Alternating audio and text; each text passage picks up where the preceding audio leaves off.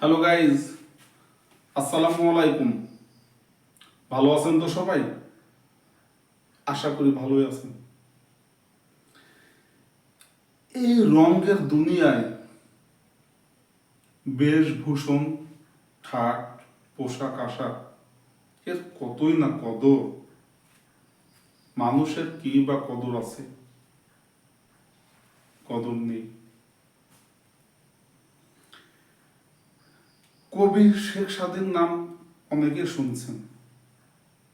উনি একদিন এক রাজ দরবারে খেতে গেলেন, কিন্তু পোশাক তো ভালো নয়, জরাজীর্ণ পোশাক।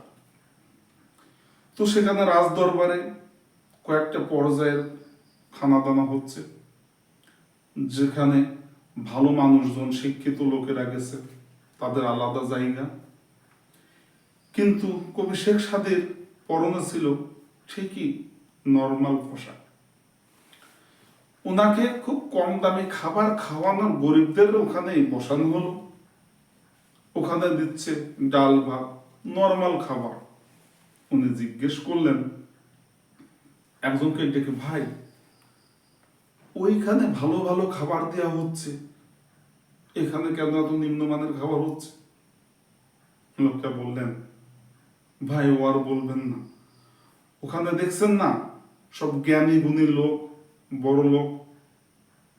শেখ সাদী বললেন, কি করে বুঝলেন ওরা জ্ঞানী গুণী লোক, বড় লোক? লোকটি বললেন, আরে দেখেন না, তাদের কোট প্যান্ট পরে পরে, ব্লেজার পরে পরে আছে, এই জন্য ওরা বড় লোক, শিক্ষিত, জ্ঞানী। এই জন্য ওদেরকে ভালো ভালো খাবারগুলা দেওয়া হচ্ছে।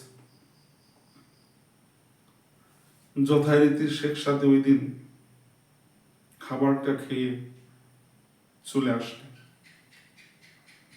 বিষয়টা হলো, আবার একদিন ওই বাড়িতে, রাজবাড়িতে দাওয়াত হলো। শেখ সাদী এবার করলেন কি, ভালো কোট প্যান্ট পরে সে অনুষ্ঠানে জয়েন করলেন। এইবার ওই দিনে ঠিকই যারা কোট প্যান্ট পরছেন এবং শিক্ষিত বলে দাবি করেন, গুণী মনে করেন, তাদের এখানে শেখ সাদীকে বসার ব্যবস্থা করছেন এবং খাবার দিচ্ছেন।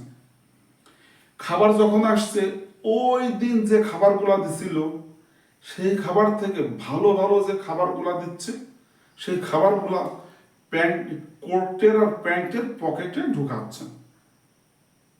হঠাৎ এক লোক দেখে রাজ দরবারে গিয়ে রাজাকে বললেন, রাজামশাই, এক ভদ্রলোক আসছেন, তিনি কখনো খাবার খাচ্ছেন না, নর্মাল খাবার ডাল ভাত এগুলা খাচ্ছেন, আর ভালো মাছ মাংস ভালো খাবারগুলা প্যান্ট কোটের পকেটে ঢুকাচ্ছে, কি আজব।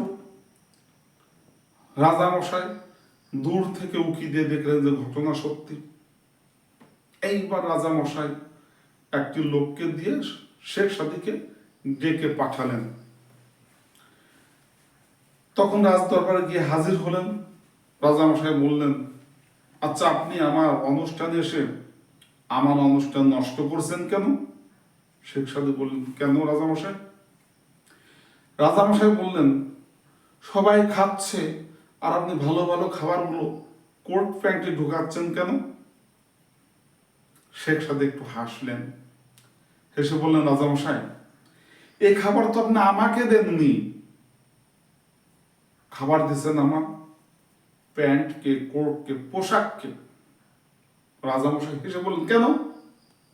শেখ সাদী বললেন, গত একটা অনুষ্ঠান আপনার এখানে হয়েছিল, আমি এখানে এসেছিলাম, ইনভাইটেশন হয়েছিল, দুঃখের বিষয় আমাকে এসব খাবার দেওয়া হয়েছিল না। আমি জিজ্ঞেস করলাম, আমাকে এত নর্মাল খাবার দেওয়া হচ্ছে কেন?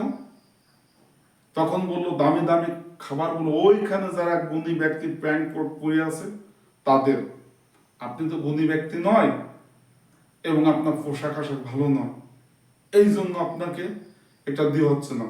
তারা মশাই দেখেন, ওই দিনও আমি ছিলাম যে, আজও আমি সেই। বিষয় হলো ওই দিন যে পোশাক ছিল জরাজীর্ণ পোশাক, তাকে যে খাবার দিয়েছেন, কিন্তু আজকে ভালো ভালো খাবার দিয়েছেন, আমাকে তো দেননি, দিয়েছেন আমার পোশাককে। তাই আমি খাবারগুলো পোশাককেই খাওয়াচ্ছি।